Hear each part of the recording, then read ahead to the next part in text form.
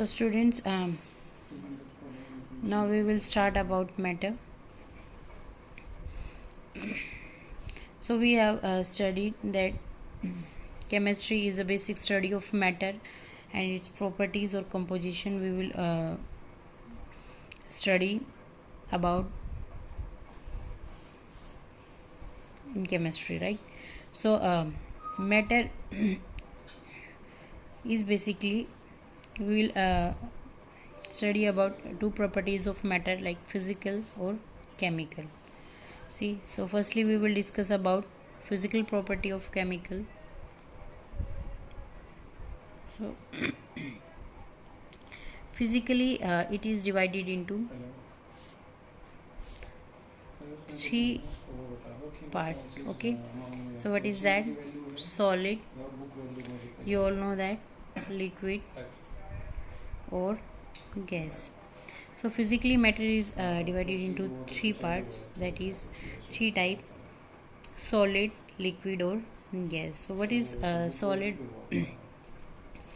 We all know that in solid, the intermolecular space between the particles, if we talk about the solid, is very less, right? So intermolecular space between the particle is very less, so you can say that solids are rigid. Okay, they are rigid. So if we talk about a liquid, so intermolecular space between the liquid molecules, like see, in solid the particles are just closely packed, but if we talk about liquid, the particles, there is a space between the particles. Okay, so what we can conclude from here, we can say that liquids are fluid, they can flow easily, right? But if we talk about gases, so if you take gases in any container, so there is a enough space between the particle of gases and they can move freely from one direction to another direction, or even they can collide with the wall of the container, right? So what we can say, we can say that gases are compressible, they can be compressed easily, right? So these are the physical properties of matter which we have discussed, right? So after that we will discuss about chemical properties. So let's start. Chemically, matter is divided into two types: pure substances or another is mixture. The another type is mixture. So the pure substances is further divided into two types: elements or compounds. Elements or compounds. So before that we will discuss about what are pure substances. Okay, so students, pure substances are those substances which are generally having uniform composition, right?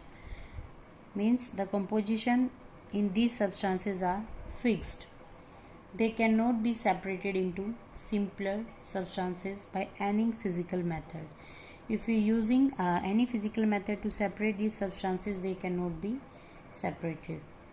Okay, or what we can say, the properties of pure substances cannot vary. So the properties of pure substances cannot vary, they having fixed composition, right? So these are further divided into two types which we have to discuss: elements or compound. See, elements or compounds. So what is element? We all know that pure substance which is made up of only one kind of atom. So what is element? Basically it is a you can say it is a pure substance which is made up of only one, which is made up of one kind of atom, right? One kind of atom. So this is basically the definition of element. So this is a pure type of substance which is made up of only one atom. Okay, so elements are further classified into three categories. So these are also categorized like metals. The second is non-metals, and the next is metalloids. I hope mostly students know about them. So students, we all know that what are elements. So these are made up of generally one kind of atom, right? So what are metals? We have discussed about the property of matter. You have also studied about the properties of metal in your previous classes. So generally metals are ductile in nature, right? They are malleable, means easily thin sheets can be drawn from the metals, right? They can be drawn into thin wires, or they are good conductor of electricity, right? They are lustrous, they are shiny surface. So all these properties are having metals. So tell me some examples of metal. If we will talk about metal, so you can write like aluminium, right? Iron, gold, silver. So these are some example of metal. So what are known metals basically? So known metals are which cannot obey the, or which cannot follow the property of metals, right? So these are you can say dull in appearance, or these are poor conductor of electricity and heat. These are not hard, these are not lustrous, except diamond, because diamond is the hardest non-metal if we talk about. So there are some non-metal examples are bromium, chlorine, all the gases are included here, right? Oxygen. So these are some metals, non-metals example. After that, in elements category we will discuss about metalloids. So metalloids are those elements which are come in between both of them, metals or non-metals, right? Which are lying between metals or non-metals, so those are called metalloids. So yeah, these elements shows the property of metals as well as non-metals. So antimony, arsenic or bismuth. Antimony, arsenic or bismuth, these are some example of metalloids. So let us move to compounds. So compounds are also further divided into two types. These are organic compounds, organic or inorganic. So organic compounds or inorganic compounds, right? So if we talk about organic compounds, so what are organic compounds? Organic compounds are those compounds, see, in which mostly there is a use of carbon, which is made up of carbon, right? They are made up of carbon or carbon constituents. So they are originally obtained from, generally they are obtained from, we can write that they are obtained from natural resources, obtained from natural resources.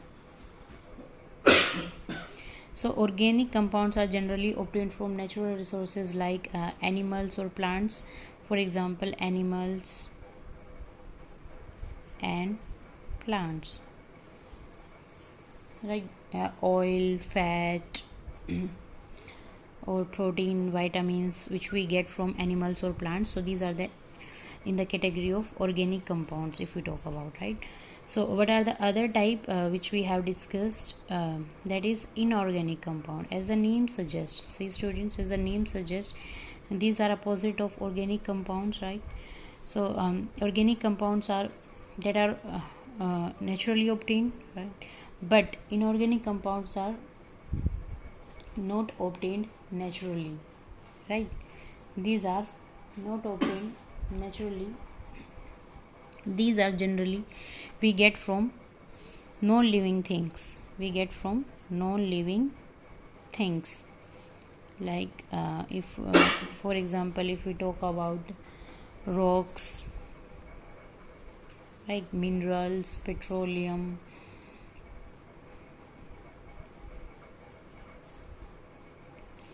so petroleum, so these are some example of inorganic compounds.